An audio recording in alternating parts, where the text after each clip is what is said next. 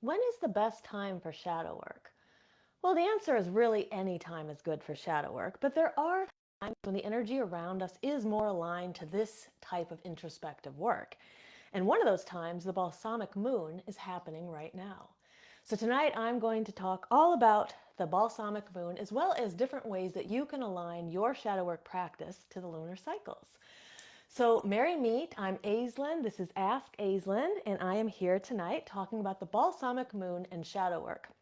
So, if you are with me live, you can leave a heart and a thumbs up and just let us know that you like what you're hearing so we get this out to the feet of more people. I'm just going to dive right in.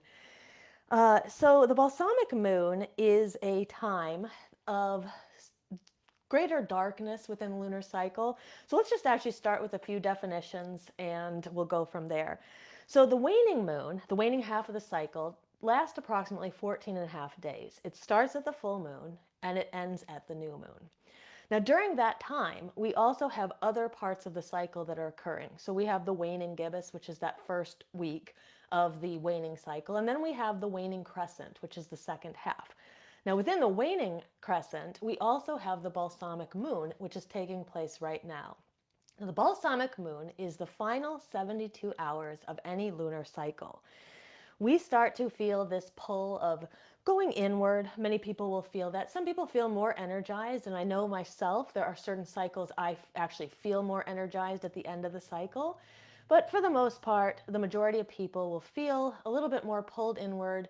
Perhaps they feel like they need a little bit more rest, more rejuvenation. It's really akin to that kind of energy. Now, the balsamic moon, which is those final 72 hours of the cycle, then leads into the dark moon, which is the final 24 hours. This would be the last day right before the new moon. So if you ever want to know when the dark moon is, you go to a moon calendar, find the new moon, and go backwards one day. That's your dark moon. If you want to know where the balsamic moon starts, go to a lunar calendar, find the new moon, and back up 3 days, and that's the beginning of the balsamic phase. And that's where we're in right now. Now, for those of you who watch this back, we're actually moving into the dark moon tomorrow. So this energy it intermingles. There's no definitive line that says the balsamic has ended and the dark moon has begun. And in fact, the dark moon is actually part of the balsamic. But the idea is that this energy, as soon as we leave the full moon, for instance, begins to diminish. It begins to become more aligned to letting go, releasing, turning inward. And that will just progressively get stronger and stronger and stronger till we enter the balsamic, and then we enter the dark moon, and then finally we have the rebirth of the new moon. Now that's for a whole different episode, but tonight we're going to be talking all about what do we do during the balsamic moon when we are feeling like we're ready to let go of something or we're ready to do some kind of introspective work. And just pausing to say hi to those who are joining us. Hi, I see Colleen in the chat. So if anybody's here live, you can leave questions and comments as well, and I will answer all of those during the Q&A at the end. And if you're watching back later on YouTube, make sure you subscribe to the channel, Body, Mind, Witchcraft, and you won't miss any future episodes. So the spell work that is usually done during the balsamic moon is spell work of banishings, cord cuttings, and releasings. And this can be a variety of different things. You can let go of people, you can let go of energy, you can let go of places and situations. Sometimes it's not so much about a banishing or a cord cutting and like letting go of things. It's more about turning inward and focusing on ourselves. This type of energy, as I mentioned, encourages us to move inward and to take breaks, perhaps to sleep more, to say no, set up our boundaries. It's a good time of the cycle that really tests us. How strong are your boundaries? And can you keep them? Or will you let people or situations step over your boundaries and impinge on your own energy? And so I think that this time of the cycle is the most important one for people to really listen to their bodies. So if you listen to yourself and you feel that you have a lot of energy, which sometimes that happens to me too, you don't necessarily have to go inward and rest more. But if you listen to your body and you notice that you are feeling tired, that you're feeling sluggish, that you feel that there's stagnant energy in the body, that if you feel like you just want to take a nap, or you just want to be alone, or you just want to say no to that invitation, this is the time of the cycle to really honor that. Because what is happening is your body is telling you what it needs. Your physical body starts by telling you that, but it's really your energetic, your emotional, and your mental bodies that are really telling you, I need to go inward. I need to rest. I need to recover. And then I'm going to be much better when the new cycle begins. Because the reality is if we ignore all of that and we just plow through this period of time, even though the body is directing us inward or directing us to rest, what's going to happen is when we're rebirthed again at the new moon, where rebirth is kind of not quite all of us. There's parts of us that are still kind of stuck perhaps in the previous cycle, or there could be parts of us that just didn't get the rest that they needed. And that can be detrimental to us moving forward. So I use the analogy a lot. If a person has a menstrual cycle and they bleed, what they notice oftentimes is near the period, they begin to feel like they need to slow down, unwind, rest more. I really feel like people, whether you have a menstrual cycle or you're just simply listening to the energy of the dark moon, listen to yourself. If you need a day off from work and can take it, because that's what your body's asking you for. And you're going to be so much better when you move into the next part of the cycle because of it. Now, what also happens during the balsamic moon, so we're being called inward, many of us, and what we can also notice is this is a good time for divination. So if you practice some kind of divinatory arts, this is a good time to work on those. A good time to bring in new ones too, because your energy is moving inward. It's more receptive. You're going to be more receptive to the messages that are around you and those that can come through divination. Now, it's also a very good time for connecting to the guides and watching for any synchronicities, which is the way that the universe will communicate with us. Now, if you ignore that and you don't slow down during this period, you will often miss this energy. And I'm just going to pause for a moment to say, I'm exhausted right now. I am so tired. And I know that it has to do with this energy, this energy of the dark moon coming and the balsamic moon that we're in right now. So if you're feeling that, like sometimes what happens is, the world teaches us to go, go, go, be our best, do our work, and we don't really listen to that. And honestly, I was just sitting here talking to you and it just hit me how tired I was. So sometimes we're on autopilot and we're not really noticing that, but really check in with yourself because you're liable to miss something if you don't go inward when you need to. All right, so let's talk a little bit about shadow work. So shadow work is a great thing that we can do during the balsamic phase. Like I mentioned in the beginning of the video, it's great for any time of the lunar cycle, but especially during the darker half of it. Now, shadow work is when we pay attention, when we tune into the body, what we may find is that we're more receptive to this kind of work, right? And shadow work, for this reason, goes hand in hand with that pull inward. Now, after a shadow work session, you may find that you are able to release stuck and stagnant energy that you weren't able to let go of before. And you will also find that you may have insights. We'll talk about that a little bit more as well. But if you feel that call inward and you follow it, you will be more likely to experience some of what I'm about to talk about. Now, what is the shadow? The shadow is not dark and evil, and the shadow is not just simply, so shadow work is not just simply dark and black magic. And there are people who follow me and join my groups, and I think that they don't understand what shadow work is in the beginning. And then when they start to realize it, some people realize it's not for them. They're not really here for this kind of healing work. Shadow work, truly, it's healing work. And we all have shadows. So whether we want to believe we have them or not, we all have them. And they form in two different ways. Both of these ways are natural, and it's very important for us to remember that they're both natural. The fact that you have these aspects doesn't mean you've done anything wrong. You've done exactly what you were supposed to do in order to be a human, and that was develop these aspects. And these, as we begin to recognize them, acknowledge them, and integrate them back into ourselves, that's how we find our integration, our wholeness, and that's also eventually how we find more enlightenment. Now, the two ways that the shadow can form are through roles and hats that we tried on earlier in life that we didn't pursue. So this can be roles from early childhood, but it can be roles from any part of the life cycle.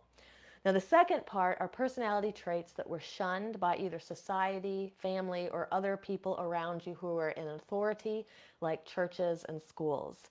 Now, the shadow, like I mentioned, it forms very early, at least it begins forming very early. And what it does is it creates a dichotomy between opposites, essentially, between good and bad, between right and wrong. And the reality is that that dichotomy doesn't actually exist in nature. So if you think about nature, when nature comes, it's been raining a lot here. There's flash flood warnings. People who are near the areas here, some have been evacuated. In certain areas, there are people who've had, like, there was even tornado warnings in San Diego. And so nature comes in, right, like that sometimes. And that doesn't make nature evil or bad, right? It's just simply nature. Nature has that side to it. So, same thing with us. We have those sides to us too. So, when we cover them up and we bury them down and we refuse to acknowledge them, we create this tension inside of us. And that tension keeps us stuck and keeps us blocked and keeps us from moving forward. But when we acknowledge the shadow, we begin doing shadow work, we begin uncovering some of these shadow aspects, we start to realize, which parts of us need to be acknowledged and integrated as part of us and which parts we're carrying that aren't even ours. So sometimes during shadow work, we realize we're carrying stuff from our mom or our dad or grandparents or even ancestors that we never knew who lived before we were ever even born. And we carry some of that with us too. We can also be carrying things from past lives that we start to recognize as we're doing our shadow work. Now, those things can get released because they're not part of us. And the parts that are part of us can then get integrated. And but going back to that idea of the dichotomy is if we refuse to acknowledge the shadow and we don't actually ever do any of this work, we just keep all that tension inside of us, and we won't know. We're not necessarily going to know. Oh, I didn't work with my shadow aspects. That's why I'm feeling this way.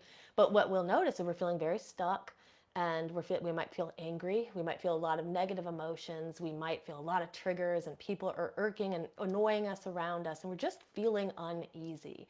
And so sometimes what will happen is then we look for outside things that will soothe that, like alcohol or drugs, right, or food, or just mindless scrolling on the internet, or TV shows. There's nothing wrong with it, but the idea is like when we're checking out and we're doing it to an excess, that's when we know that we're putting a band-aid on a problem because we're not actually addressing the problem underneath.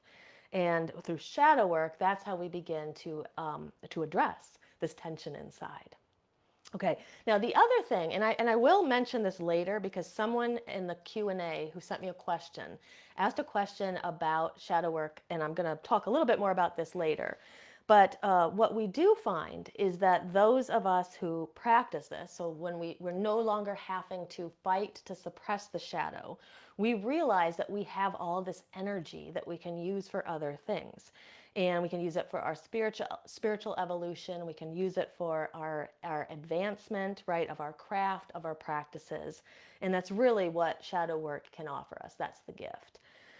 But the thing is that, until we're doing that work, and even while we're doing that work, we're wearing this mask, which is this personality that we think that everybody around us wants to see, that we call this the persona, and we're suppressing all those other energies inside of us, the other aspects of us. But during shadow work, what we do is we learn how to take that mask off, and the results can be very startling for people at first, and ultimately very life-altering.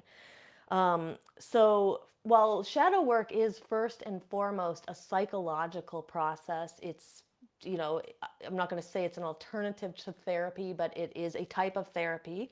I'm not going to lie about that. It's a type of therapy, and it will heal us emotionally, absolutely.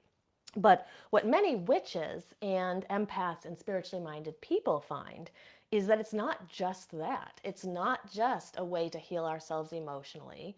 It's also a way that we can enhance our magical abilities, we can expand our intuition, and we can up-level our spiritual practice. Carl Jung, the godfather of shadow work, he said that shadow work was the most, the truest path to enlightenment. And I'm butchering the words, it's not the exact quote, but the idea here is that this is a path that if one were to set off on this path and understood that it was a long time, it's a lifetime of work, but if one sets off on this path, one could achieve enlightenment at the end of it. Now, there are other ways to achieve enlightenment, but this is a way that you will absolutely find it. And up-level your spiritual practice along the way. So let us jump into how we can do shadow work and primarily how we can align it to the lunar cycles. And I'm just going to pause and say hi to those who are in the chat with us. So I see a lot of people are joining us. Okay, hi everybody. Colleen and Wendy's here. Hi Carla, Anaya. Hi Rebecca. Rebecca said she's wanting to take a nap, time alone, and she's a bit emotional. She's right in the balsamic moon with me right now. She's feeling it. And I would imagine that others are feeling it too. So just know, this too shall pass, right? The energy will pass. But if you do feel you need a nap and time alone, take it for sure. That is going to be the best thing you can do for yourself right now. Hi, Kurt and Felicia. Wendy said her feet hurt today. And she said, according to Louise Hay, feet represent our understanding of ourselves, of life, of others. She said, currently I'm confused about all of these, needing to ground and meditate. And I was about to say, feet also are connected to your root chakra. So grounding would be very, very good for you. And I will talk more about that as we get into the practices. But just last night, I was having trouble unwinding after the workday. And I was really in a place where I didn't feel like I could ground, but I pushed myself through it and I did a grounding yoga practice and felt so much better. So I think your feet hurting, there could be a variety of reasons, and there's always physical ones as well as energetic ones. But I think energetically, probably grounding and meditating is very good. And I think some of these things I'm going to talk about next, I think will help you too. And then Mary Meet to Adam, hi. Hi, everybody. So good to see everybody. Colleen was asking about synchronicities. So, so synchronicities are just simply outside coincidences. So Carl Jung said there's no such thing as a coincidence. Everything's a synchronicity. So these are messages that might seem mundane and unconnected to other people, but they have a relevance to us. And I'm going to share at the end a synchronicity that happened to me that's very interesting. But yes, so they're just things outside in the world that have relevance to us. So sometimes seeing numbers that are relevant to us or seeing repeating numbers will be considered a synchronicity, finding feathers or pennies. And sometimes those will actually be connected, and other coins, those will be connected to specific people. Or they just might be like, to me, I think sometimes the numbers that I see, they may not have specific relevance like on their own, but they're just simply like a tap from the guides or the universe saying, I see you, I get you, we're talking, we're communicating. And the more that you recognize them, the more they occur around you as well. And for many people, this is how our guides talk to us, are through the synchronicities of the world. We have a great video on synchronicities, so I will drop it in the chat when I'm off of here, and you'll learn more about synchronicities that way. Okay, so what do we do with shadow work, and how do we do it? Okay, so the first thing is we need to prompt a shadow work session. And there are various ways that we can do that. So these words this method is a method that I came up with after multiple decades of studying shadow work. I've been studying it since grad school. And so I feel that as witches and other people who are, magically inclined, we can divide our kind of work into two halves. And some of it is more aligned to the waxing half of the cycle, and some of it's more aligned to the waning half. So one thing that we can do is what I call is priming the pump. Now, these are practices that are used to induce a shadow work session. These generally have to do with working with the energy of the body and clearing out any blockages that are there. So any blockages that are in the energetic body. Now, when you do that, so if you're able to clear out energetic blockages in your energetic body, you will find that you're more able to drop into the emotional and the mental bodies, which is where shadow work takes place. If you don't clear out the blockages, it doesn't mean you can't do shadow work. But what it means is there could be some resistance, or it could mean that you're not dropping all the way in because you have this kind of resistance in the energetic body. And it's not anything you're doing. You're not doing it like consciously. It's just simply there's energetic blockages in the body. And these can come from anywhere. Any of the traumas that we experience, repetitive traumas, tensions, negative thoughts, doubts about ourselves, all of that comes into play and then creates these energetic blockages. So when we do what I call priming the pump, we move that energy through the body quickly, we let it go, and then we're going to be more able to do our shadow work or do more of those receptive processes. Now, this type of this type of work, priming the pump, you can do it anytime. You can do breath work anytime. You can do Kundalini energy exercises anytime you want. But they tend to be a little bit more aligned to the waxing half of the cycle because they're active. That's really all it is. They tap more into that activating energy of that part of the cycle, and they're just a little bit more aligned to it. But the goal at the end of all of it is we want to move large amounts of energy through the body quickly to dissolve any of these chronic or emotion or energetic blockages. So a few things that you can do are activating breath work. You can do any breath work to move energy, but especially activating breath work is very good for this. So what this means is you have to breathe faster than normal, than slower than normal. So a lot of times when we're doing breath work, we want to breathe slowly because we're trying to bring the system down. We're trying to relax and get really receptive. And so one great way to bring the system down is to breathe with an inhale that's shorter than the exhale. That will, I'm sorry, take that back. It's to breathe with an exhale that's longer than, that says the same thing, right? I'm so tired. Welcome, Balsamic Moon. So you want your inhale to be shorter than your exhale. So a good way to do this, if you want to bring the system down, is to breathe for a count of 4 in, and then breathe out at a count of 8. Okay, so that'll bring your system down into receptivity. On the other hand, if you want to move energy through the body, if you want to maybe get rid of some of these blockages, you can try to have a longer inhale than an exhale. It's kind of interesting, it's weird, and a lot of people haven't tried it before. But what you would do there is you try to breathe in for 8 and then breathe out for 4. And what that will do is that will activate your energy. And it's actually a good practice too if you need a pep up, like if you need to wake up in the middle of the day or something like that, or you're feeling like you lack energy, try that. So shorter exhale and a longer inhale. Now, other things I think that are really good are breath work like the breath of fire or the dragon's breath. So this is a short staccato breath. And the best way to describe it is if you think about fogging up a mirror, like that. There's this like pumping of the belly, and there's a passive inhale in between each pump. And then when you close your mouth, and you try to keep that breath going for a minute, 2 minutes. You could work up to 3 minutes, but amazing breath for getting rid of blockages in the body. Now, another thing that you can try is Kundalini energy exercises. So one of my favorites is the spinal twist. This will get rid of energy that's stuck in the solar plexus and stuck in the heart, but really very good for the whole body in general.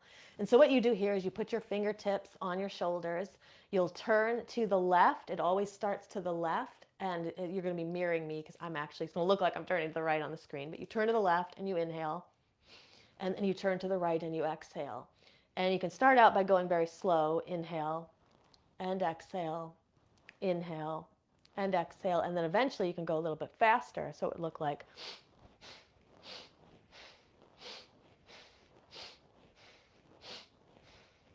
so I'm breathing in and out through the nose quickly. You slow that down if it's too much. You speed that up if you need more, you want to go faster. If you do about a minute of that, you will find that you'll first of all, you'll feel what's kind of the pranic buzz, which is this sort of tingling in the body. That's a sign that your prana or your energy is moving. And if you do this enough, and you do this, I would say do it regularly, do it a couple times a week, or every other day or something like that, or every day if you can, and you will find that you start to move some of this energy. And once that energy gets moving, then a lot of other things start to open up. That's when we're more likely to have these spontaneous shadow work sessions. Other things that you can do that are activating practices that I would consider priming the pump: flow state yoga. So this would be flowing yoga, moving yoga. I would recommend finding yoga that's specific to the chakras, and find a chakra that you want to work with. The root chakra, for example, almost everybody needs to work with the root. And so find a yoga flow for root chakra and work through that. And that will start to move some of the energy in the body. And then other things you can do are just hiking, dancing. Drawing. Drawing doesn't really, I guess it gets some energy out. Not quite the activating practice I was thinking here. But dancing, intuitive movement, anything where you're moving and you're moving repetitively also, that will just start to get rid of some of these energetic blockages. Now, once you are moving the energy, so I recommend that everybody have within their practice some type of priming the pump activity that they're doing. So whether it's a breath they like to do, or that exercise I just showed you, or they're doing some yoga, or they're doing intuitive movement or something like that. So once you have that, then you move into prompting. So prompting can be done any time of the cycle, but it's most aligned to the waning moon. So it's most aligned to where we are right now, especially the balsamic and the dark moons. Now, these practices are much more receptive, and what they do is they open us up to the unconscious. So while those activating practices they're burning away any stuck and stagnant energy, they're moving that energy. These once you have that energy gone, and you have this open container, this open space within you, you have all this receptivity. So now you start doing these prompting activities.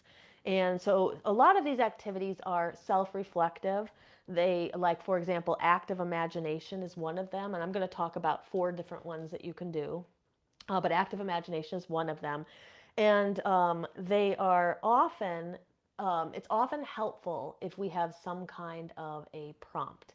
So the most classic shadow work prompt of all is: who irks or irritates or annoys you the most? And it could be the most, or it could just be right now. But find a situation or a person that's on your nerves, and then we begin to explore that more deeply, because our triggers are our teachers. They show us what we have the potential to let go of right now, or what we have the potential to understand right now. So some of the stuff that's inside of you, inside of all of us, is buried down so deep that we're not going to get to it right now. But when we start to feel the irritations on the outside, what that means is that thing that can be healed, that can be worked through, is rising to the surface. You're becoming conscious of it. And it just means that you're ready to work with it now. So let me tell you, I'm going to tell you an example. So this is going back, oh boy, maybe not quite a year ago, maybe about 9 months ago or so. There are people who, I have a membership for shadow work and energy work, and we put out messages that tell people that it's going to be opening at some point, and we ask people to join the waiting list if they're interested in learning about it. And so there was a person who had joined the waiting list. And when I sent her a very simple message that said, you signed up on the waiting list, and we have the information ready for everybody, just let me know if you're still interested, she wrote a scathing message back to me. How I get a lot of fan mail and a lot of love from people, but I also get a lot of hate, and a lot of mean stuff comes to me too. And she said, so basically I've developed a thicker skin. You just have to if you're gonna be doing this kind of work.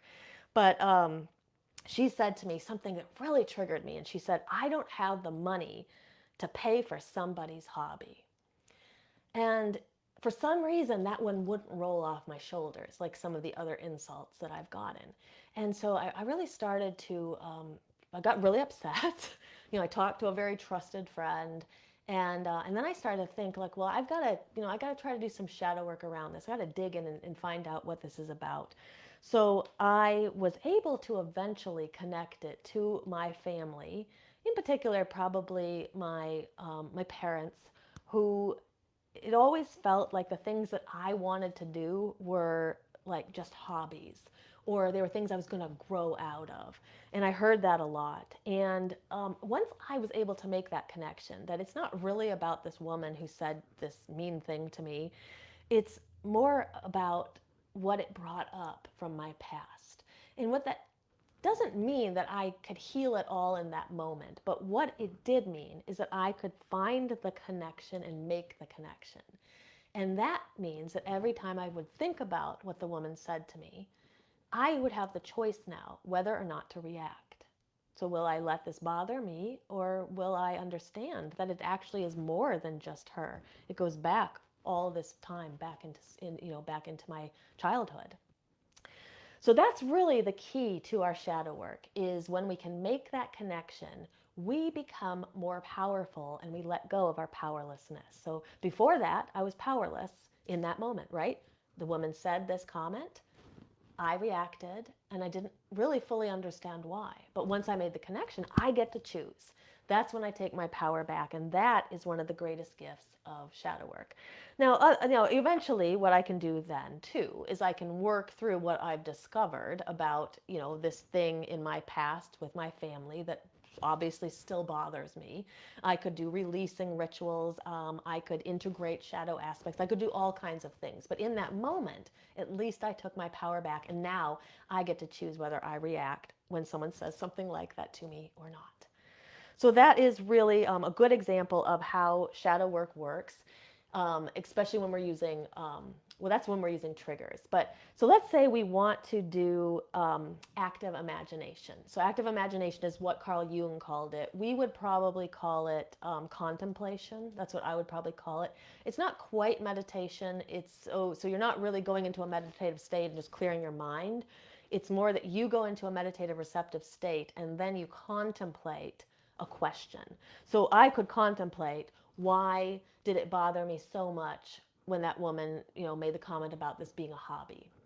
And then I would begin to process that as I was in this meditative state. So you can do that with any question that you have about yourself. But you can also, if you're kind of stuck and you don't know where to begin, you can take that one prompt I gave you, which is, who irks or irritates or annoys you the most right now. Or you can Google shadow work prompts. You're going to find hundreds online. There's no right or wrong way to do this. People sometimes will write to me and they say, can you tell me which of these are good prompts? The good prompts are the ones that you are connected to. The ones that you think they're pulling you in, those are the good prompts. So just go find a couple prompts online, and then you can do a couple of things. So one thing is just lie down or sit down in meditation and then just contemplate this prompt. Now, the second thing you can do is yin yoga. I love yin yoga for this. It pairs so well with shadow work prompts. Now, yin yoga is not like the traditional yoga you think of in the West. This is about long holds that allow us to move down through the physical, down through the energetic, and into the mental and emotional bodies where shadow work takes place. So you're moving into the right energetic body for this. And shadow work sessions can be induced this way. But I also will say, as an added bonus, yin yoga is very incredible for your flexibility. So if you're somebody who's like, I've never done yoga because I'm not flexible, try yin yoga. I was not flexible before. I was a yoga teacher and not very flexible. And then I started doing yin yoga, and it's insane how flexible you can become just by lying down in these poses for extended periods of time. On top of it, yin yoga is very cathartic. It's not unusual for people to have major emotional releases when they're in the poses. Sometimes sobbing, sometimes not even knowing where the emotions are coming from, but they let go of all of this emotional energy. And that's great, right? It doesn't matter where it came from. We're just letting go of it. So here are a couple of poses that you can try that are very easy. And I would suggest that, because I'm not set up here to demonstrate them, If you're interested, just Google a couple of these poses and see if they look like something you could do. So one pose is called butterfly pose. It's called Baddha Konasana in Sanskrit, but you'll find it if you Google butterfly. And very simple pose. You're seated and you bring your feet, the soles of the feet to touch, and you can just sit in that pose. Very good for releasing tension in the hips and the legs. But if you fold forward, you'll get even more intensity. And so what I recommend with any of these poses is find one that's good and then stay in it for, I'd start with 3 minutes if you can, hold it that long, and maybe work up to 5 minutes. And then while you're in it, if you want to add in a shadow work prompt, you will also get work done that way. Another pose is called Sphinx pose. It looks like a sphinx. You're on your belly. Your arms are usually parallel on the ground and the chest is kind of raised. But there are versions where if you're going to hold the pose for longer periods of time, you'll go into more of like a relaxed state. So what I would, if you are interested in that, Google Yin Yoga Sphinx pose. Okay, and then they're going to tell you what to do with your legs to be able to hold the pose for a longer period of time. Wide-legged child pose. Child pose is a classic yoga pose, but in wide-legged child pose, you just bring the legs apart and then you just fold over onto the mat, and you can hold that for 3 minutes, 5 minutes. So it's not just a resting pose in between like a yoga flow. This is just what you're doing. You're just in it. Another pose is called caterpillar pose. So this is where you sit on the ground with the legs in front of you, and then you fold over your legs. And in caterpillar, you usually bring a big pillow or cushion onto your legs so that you can fold over onto that. All of these poses are meant to be very restful. So they're not, this isn't, like I said, it's not normal yoga like you're thinking that we think of in the West. And then there's also the reclined twist. So this is where you lay on the ground, and then you're just gonna take your legs, and usually what you'll do is you'll bend the knees, bring them into the chest, and then you can lay them down onto one side and then onto the other side. I'd hold those for like 3 minutes each.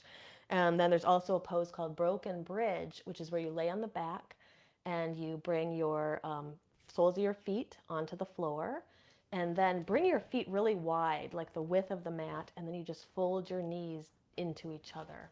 That releases tension on the low back. So it's a really good pose for people who have low back pain. But very good. You just get into any of these poses. There's another pose that's called pigeon pose. It is my favorite, but it's a little bit harder. So you could Google that, or you just Google Yin Yoga poses. Just find one you like and try this out. Get a prompt, and I promise you're gonna be interested after you do this. And I'd love to hear back if people have never tried this before and they try it. I always love to hear what they have to say about it, because it can be a game changer for people when they try this. Another thing you can do is yoga nidra. Yoga nidra is a special type of meditation. Despite the word yoga, yoga isn't just asana. It's not just the movements and the flows and the poses. Yoga is about yoking the mind to the body. And so yoga nidra is a special type of meditation. It can advance your emotional evolution greatly. So what you do during yoga nidra is you are induced into some kind of a meditative state, a lot of times through counting and body awareness. Through the induction, you become aware of different parts of your body. You become aware of different senses and different sounds in the room sometimes. And then eventually there's usually a dichotomy that occurs in the middle of the practice, where you are given a series of images to visualize or to think about, and these are usually like dichotomies. So there'll be like a rose and then a grave or a coffin or something like that. So they're polar opposites, or their energies are kind of polar opposite. And basically, while doing this, we can release a lot of psychic tension that is in the psychic and the mental and the emotional bodies. Now, Richard Miller of iRest is one of the leading people in this. So he founded the iRest Institute, and so you can Google that, Richard Miller, and you can learn more about Yoga Nidra. But I also recommend go onto YouTube and just Google Yoga Nidra, and you can find a lot of practices there. Or get Insight Timer. That's what I have. It's a free app. There are options to get a paid membership to it, but there's probably thousands of meditations in the free version of it. And there are many yoga nidra practices there. And so what I recommend is just find someone's voice that you like. And so a lot of people will write to me and they'll say, how can I tell if a meditation is okay? Is this an okay one? And my answer is always, do you like the person's voice? Can you relax and meditate to it? Then it's going to be a good one for you. Okay, that's first and foremost, is just find someone's voice that can induce you down and you can do the work. But I definitely recommend trying Yoga Nidra. Very interesting practice. If you're in our Shadow Seekers membership or intend to join it at some point, we are going to be doing a whole module on Yoga Nidra in the very near future. And then the final practice I wanted to talk about tonight is archetypes, working with the archetypes and their shadow sides in particular. So archetypes are representations of energies, and some of them are symbolic representations of energies. Some of them relate to the human experience. Now, Carl Jung said that there were 12 main archetypes that relate to humans.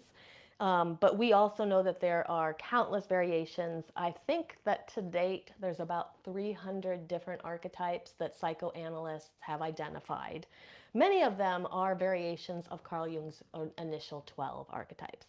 But what you would do when you're working with the archetypes is identify which ones you embody, and also look for the ones that people around you embody as well, because sometimes when we interact with people, it's our archetypes interacting with theirs. And the more we know about archetypes, the more we understand human nature and connections and interactions with those around us. Each archetype has a shadow side. So it has a light side and it has a shadow side. And when we explore the shadow side of the archetypes that we connect to, we gain great insight into our shadow work journey. So for example, there's an archetype called the caretaker or the caregiver. And many people who follow me, I know, relate to this archetype. Many people are giving people, they take care of others. And that archetype, though, has a shadow side, which is the victim, the martyr, and the slave even. So what will happen is the victim, through their caretaking, the caretaker eventually can swing to the shadow side where they start to become the victim. This is where they lose their sense of self because they're caretaking everyone else. They don't nurture themselves, they can't set up boundaries, and so they develop bitterness around what they're doing. They might begin to guilt trip other people, who don't recognize the sacrifices that they're making, and they begin to feel inadequate and lose the compassionate nature that the caretaker archetype has. So what you do when we're exploring the shadow side of the archetypes is you find archetypes that you relate to, and then you find their shadow aspects and you look at how you embody those, when you embody those, and what can you learn about those experiences. And then that is a great prompting activity that can reveal to you some of your shadow aspects. Now, if you prime the pump, so if you do those energy exercises and you do the prompting exercises like we talked about, prompts or yin yoga, yoga nidra, working with shadow archetypes, just to name a few. So if you do all of that and you do this cycle after cycle, you're more likely to see what we call a spontaneous shadow work session. So these are just like cosmic downloads or moments when we have sudden understanding into something that perhaps puzzled us for years, or we have this astute understanding of ourselves and the nature of situations around us, and an insight into why you are the way that you are. Now, going back to that balsamic and dark moon energy, it's a great time for releasing. So it is important for us to try to release what comes up for us as well. So this isn't just about integrating the shadow, which is why the way that I teach shadow work adds on this extra piece to it that other programs probably don't, because we're witches and we work with energy. And so we want to find a way to let go of some stuff as well. So this does not mean that we're releasing our shadow aspects, but rather we're releasing the negative energy that we carry that is attached to them. And you can do, it can be so simple as just anything that comes up for you. When you get to the dark moon or the balsamic moon, write it all down on a piece of paper and burn it. It can be as simple as that. But do find ways to release things that are coming up for you, especially before you move into the new moon. Okay, so I am going to stop there and let us talk about. Let's move into the Q&A. Okay, so I have a bunch of questions that were sent to me, or not a bunch. I have like 5 questions that were sent to me.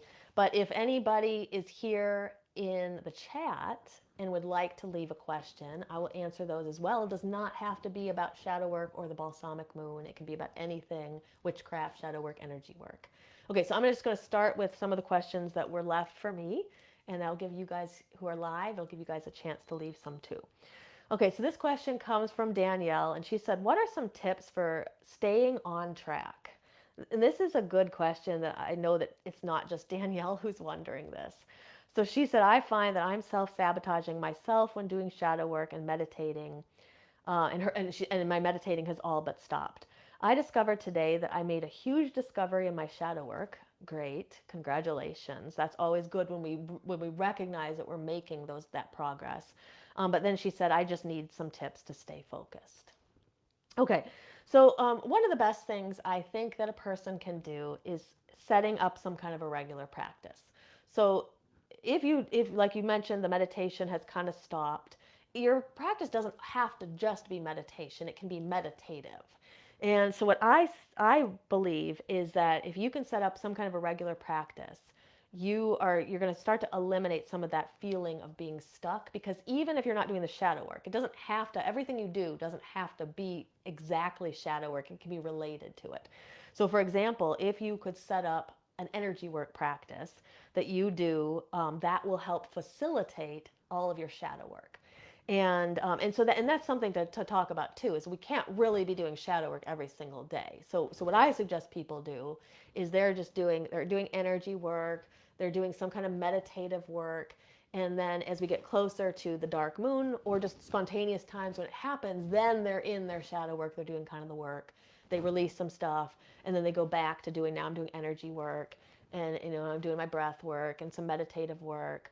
And then maybe the dark moon comes, and here we have some shadow work that happens, or we have just, it spontaneously happens, and we release something, and then we're back to doing our energy work.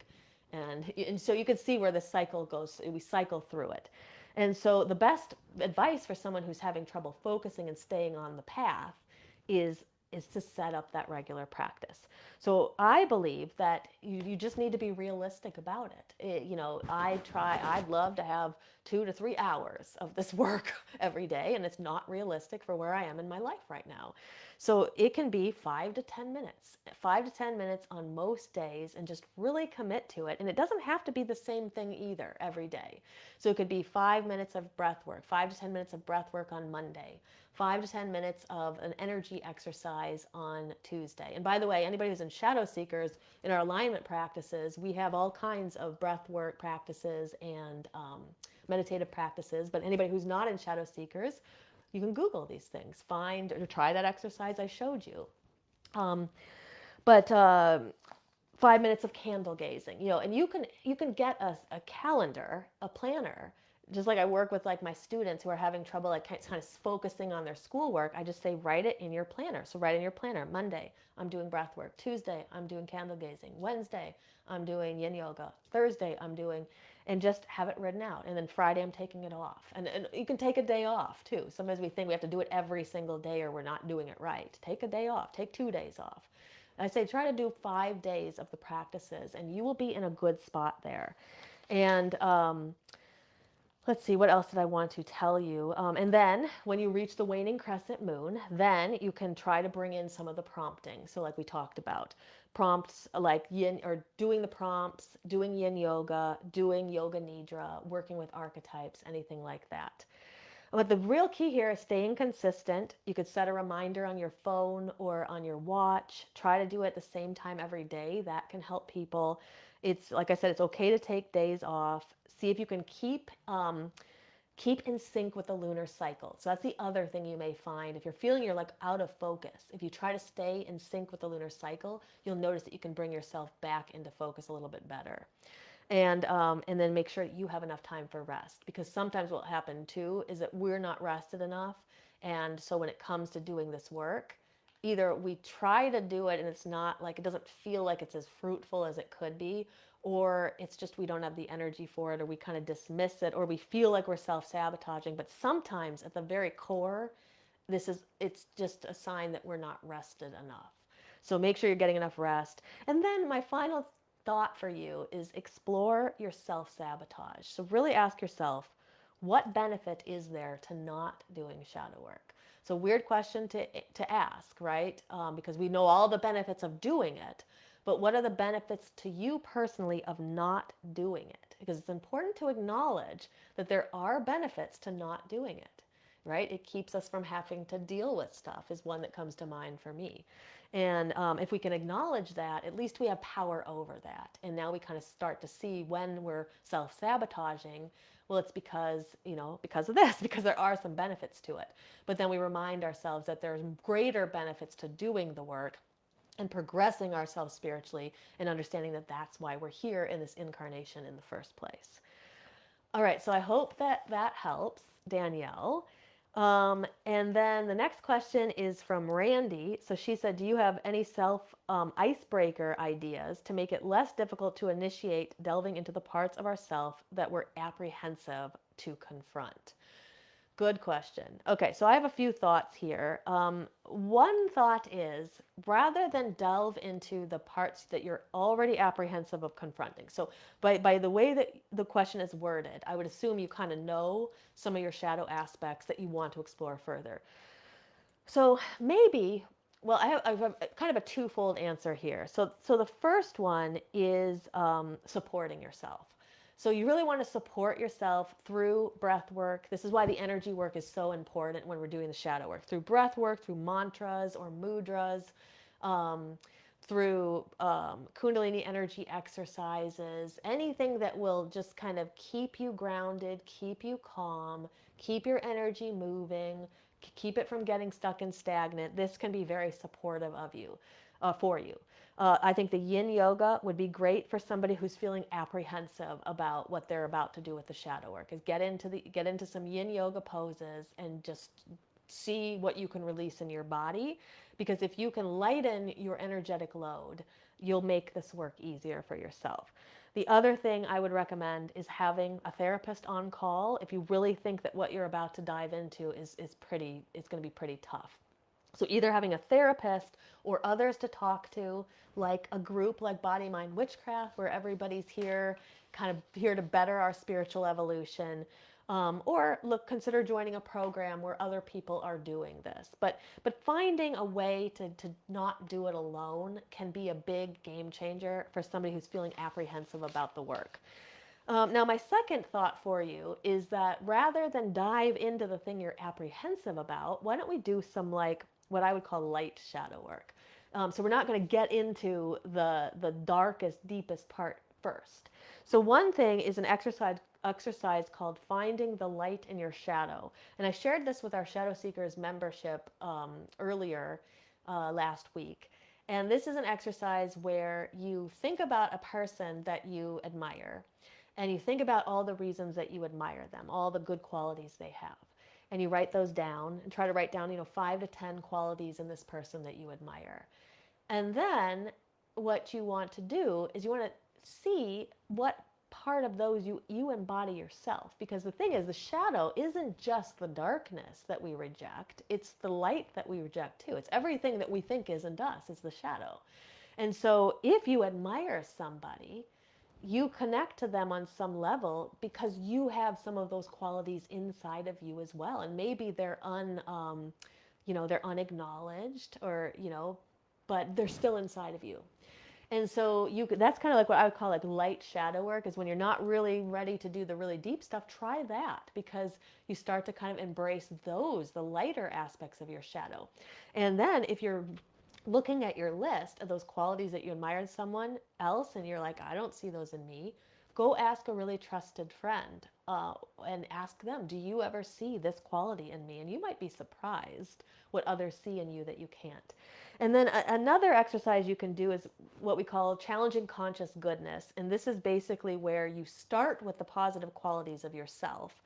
Write down about 5 of them on one half of a piece of paper. So I usually fold a piece of paper like this and write down kind of those kind of those more negative qualities of yourself. Sorry, those positive qualities of yourself. And then on the other side of the paper, you write down their polar opposites. So if you're somebody who's always giving, for example, what's the opposite of giving? It would be withholding. And so that side, all the negative qualities there, those are shadow aspects that you can also begin to explore. And so they may not be the one you're apprehensive about, but they get your feet wet by exploring ones that aren't so emotionally charging. And if you do some of that work, then eventually you're going to find it easier to get into the big one, the one that you're apprehensive about. All right, so I hope that helps. The next question is from Ram, and this question was very long, and so I kind of summarized it here, but it's a very good question. So it says, who was the most recent person that was influential enough to bring back the term shadow work into modern witchcraft? I've noticed the term being used in more recent years, and I feel the term may be losing some of its meaning with some who teach this method. While I find it interesting, I don't see the awe-inspiring reason to utilize this method of addressing the darker self. Okay, so very good question. So multiple parts. I'm just going to answer each one quickly. So the first question about who's the most influential person to bring this to modern witchcraft, I'm not sure either, because a quick Google search doesn't really find much of anything. He is Carl Jung would be the first person who had ever coined the term shadow work, though we know that this work was done prior to that. It just wasn't called shadow work. But why do we think that it made its way into witchcraft? Well, likely there were people who were reading Carl Jung, who were writing our modern witchcraft books, and eventually they started bringing that into our modern texts. I don't know who the first person is. I mean, I see multiple people talking about it, and this question is right. Over the recent years, there's been more and more and more people talking about it, especially in communities like ours. Now, I think that the reason for that is because if you think about Carl Jung, and you think about like all the psychologists and psychiatrists of history, he's probably the one that was be most similar to the ideas of modern witchcraft, or any of us who consider ourselves, spiritually minded people, pagans, heathens, Wiccans, witches. Carl Jung delved deep into synchronicities, which we love as witches. He dove into the tarot. He dove into astrology. He dove into yoga and kundalini yoga and breath work and energy work and all of this. He brought practices from the East. Now, all of these things are very much interesting to witches and anybody who identifies on this path. And so it makes sense why Carl Jung's type of psychology would be the one that we would adopt as kind of like a psychological practice, right? Now, to answer the question about, like, I don't really see the awe-inspiring reason to utilize this method for addressing the darker self. It's more than just addressing the darker self. The reason why witches are drawn to this isn't just to heal ourselves psychologically. It's because of the promise of what comes next. When we heal ourselves psychologically and emotionally in this way, when we get rid of the energy that's keeping that tension inside, that's keeping the shadow at bay, we open ourselves up and we become more receptive to the universe. That's what we're chasing, right? As witches, we want to connect to the universe. We want to connect more. We want to open up our intuitive gifts. We want to, accelerate our spiritual practice. Eventually, we want to accelerate our spiritual evolution. And I think that is the reason that so many witches are drawn to this. And to also, I want to acknowledge this other statement here as I see people who seem to be losing the meaning, the original meaning of shadow work. I agree. I think that there are a lot of people who don't understand what shadow work is, and that's okay. I mean, not everybody has learned it. I was trained on it in grad school. I was trained on it for over the years and studied a lot. It's okay if people don't fully understand it exactly as Carl Jung expected it to be practiced. The idea here is, are people healing through it? And if the answer is yes, it's great, right? Does everybody have to do shadow work? No. Does everybody have to do evolutionary work? No, not in this lifetime, but somewhere they do. So as I always say, I'd rather do the work here in this incarnation because it will make the next incarnation a bit easier. Um, so I hope that helped to answer the question. Unfortunately, I also don't have an answer to who is the most recent person who's brought this to modern witchcraft, but I do suspect that many of our modern witchcraft writers have read Carl Jung or have read books by some of his students, and that's where these ideas come from. And again, it's just so accessible to us because his ideas and other things he practiced and believed in resonate so much with us as witches. All right, hope that helps. Okay, and then I have a question from Felicia. She's asking about sound healing. She said, have you heard about sound healing or studied this?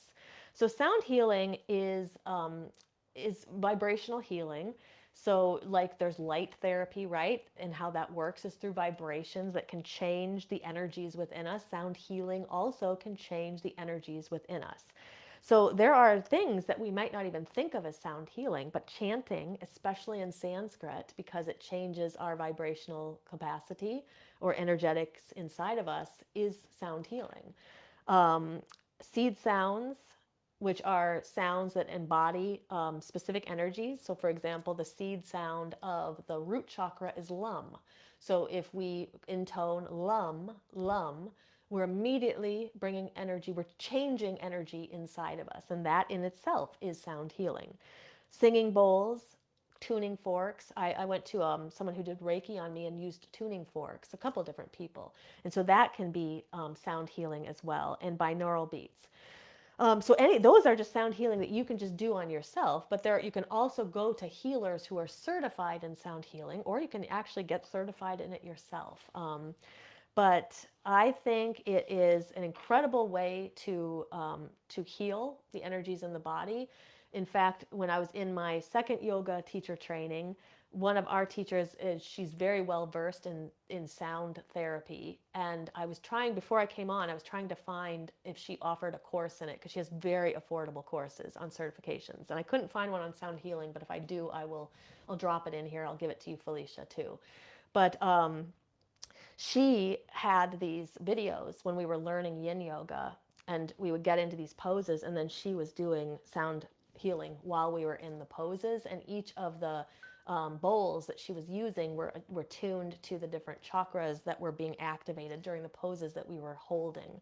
So the sound healing is great to complement other types of energetic healing as well. But if you're interested in it, I would definitely suggest, learning more about it, and hopefully I can see if I can find a link to that teacher of mine and see what else she offers in regards to sound healing. Hope that helps. But if there's other questions you have about that more specifically, let me know. And then Pamela asked about calling the elements. So she said, I'm curious, when you call the quarters, if I'm doing simple candle magic, how formal should this be? So I think it's a great question. There's really no hard and fast rule. I tend to call them when I need or I want extra protection to the circle. So especially if I was outside or in an area that I didn't know very well, or I just wanted extra energy to be added to the working I was doing. In general, I tend to call the quarters at my dark moon or new moon rituals, at my full moon rituals, and at all of our Sabbats that I do. When it comes to just simple candle magic, like if I was just going to, set an intention into a candle, I probably don't call the quarters then. So it's all up to you though. Like, if it feels, just ask yourself, does it feel like this, I want to make a larger ritual out of this and call them in? Or does it feel like I can just, kind of set my intention, ground and center myself, and then do my magic? But if you're just setting a simple intention and lighting a candle, I'm not necessarily sure that you would need to call the quarters for that.